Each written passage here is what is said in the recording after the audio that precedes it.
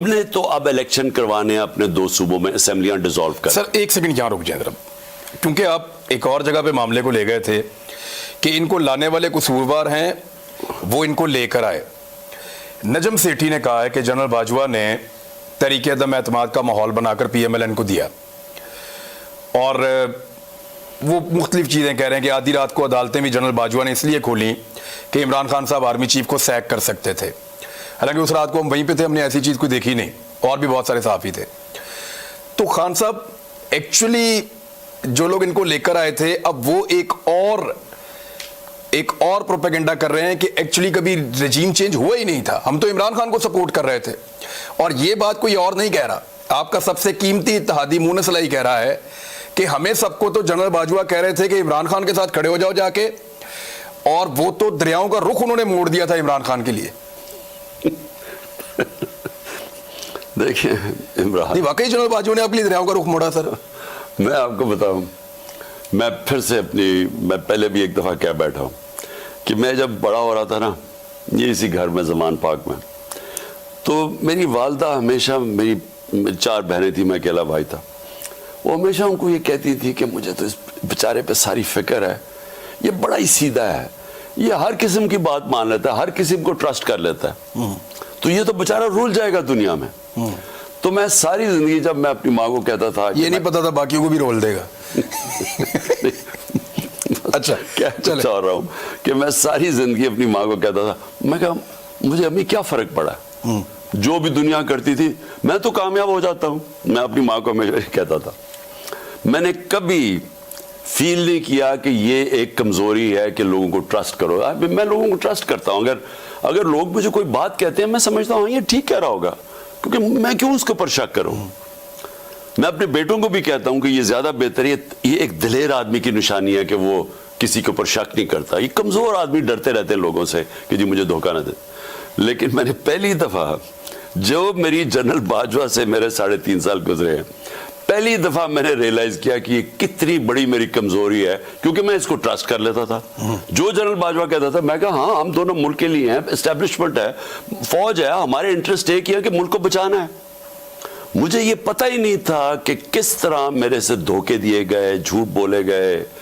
यानी हम आखिरी दिनों में भी, जब हमें पता था कि ये साजिश चल रही है, मुझे IB की रिपोर्ट आ रही थी कि गेम चल रही है। अब IB वाला स्टेटमेंट देगा मैंने कोई रिपोर्ट नहीं दी थी, उससे भी निकलवा लेंगे थोड़े दिनों में। वो क्या बेचारे निकालेंगे, वो बेचारा वो भी मुझे डर डर के कहता था, चीजें बतानी शुरू कर गया। मुझे वो राइटिंग में नहीं देता था, मुझे खुद आके बताता था कि पता ना चल जाए। तो वो जब हमें पता चल गया कि पूरी गेम हुई है, नवाज शरीफ से इनकी बातचीत चल रही है, इन्होंने प्लान बना लिया है, खास तौर पर जब फैज को जब हटाया तो उसके बाद इनकी गेम तो चल पड़ी थी, तो मुझे तो पता था। मैं जब जनरल बाजवा से पूछूं, हो ही नहीं सकता, हम तो कंटिन्यूटी चाहते हैं, हमें तो ये। मैंने जब आखिर में जब मुझे पता चला कि ये, मैंने उनसे ये पूछा भी, मैंने कहा देखें मुझे ये बता दें, वो मेरे इस्लामाबाद के घर में, वो मैंने कहा मुझे ये बता दें कि हमारे सारे इत्तेहादी, हमारे जो लोग अपने MNAs हैं, वो सबको इंडिकेशन ये दे रहे हैं कि फौज चाहती है कि आप उधर चले जाएं। हाँ। तो मैंने, और वो हमें कह रहे हैं कि, और आप हमें कह रहे हैं कि नहीं हम न्यूट्रल हैं, वो हमें कह रहे हैं कि उधर चले जाएं। तो MQM के लोगों ने हमें चुप दबे दबे लफ्जों में सारों ने कहा, वो बैग तो कंट्रोल में ही इनके थी, वो शजान बुगती तो इनके बगैर हिलता ही नहीं था। तो हमें तो पता, तो हम हैरान कि ये मुझे कह रहे हैं कि कुछ नहीं है, उधर से और सिग्नल मिल रहे हैं। मैंने इनको कहा कि ये समझ जाएं कि अगर आपने इस वक्त गवर्नमेंट को हटा दिया और पॉलिटिकल इंस्टेबिलिटी आ गई, तो मैं आपको बता रहा हूं कि कोई नहीं संभाल सकेगा आपकी इकोनॉमी को, और खास तौर पे ये चोर तो नहीं संभाल सकेंगे। शौकत तरीन को मैंने भेजा, उन्होंने उसको बताया कि ये जनाब हालात हैं, आपने इस वक्त अगर ये कर दिया। 2 घंटे वो बैठा रहा इनके साथ, एक समझाया उसने स्टेप बाय स्टेप कि इस स्टेज के ऊपर अगर आपने पॉलिटिकल इंस्टेबिलिटी लिया, इकोनॉमी आप नहीं संभाली जाएगी। तो आपको क्या लगता है? पहले मैं सुन लूं। उसको भी कहा कि फिक्र ही ना करो, कंटिन्यूटी रहेगी। अच्छा, मुझे भी कहा फिक्र। मैंने उनको फिर एक दिन कहा, मैंने कहा देखें मुझे ये पता है कि अब हमें सारा वाजे हो गया कि आप न्यूट्रल नहीं है, आप उनकी तरफ कह रहे हैं कि उधर चले जाएं।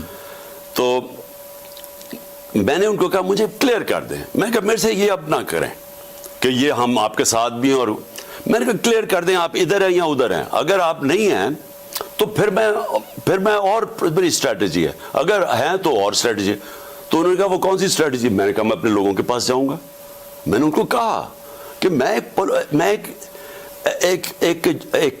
जमहूरियत में मानने वाला चाहते थे कि वो आपके साथ आए, यानी उनका तो काम ही कोई नहीं है, पॉलिटिक्स में होना ही नहीं चाहिए।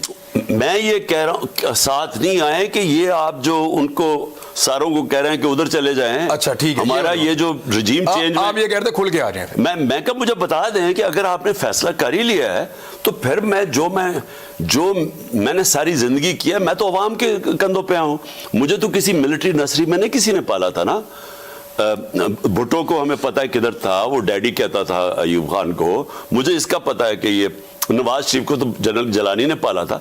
मैं तो 22 साल अपनी मेहनत करके आऊं, नीचे से पब्लिक को लेके आऊं। तो मैं कहा मैं वापस पब्लिक में चला जाऊंगा।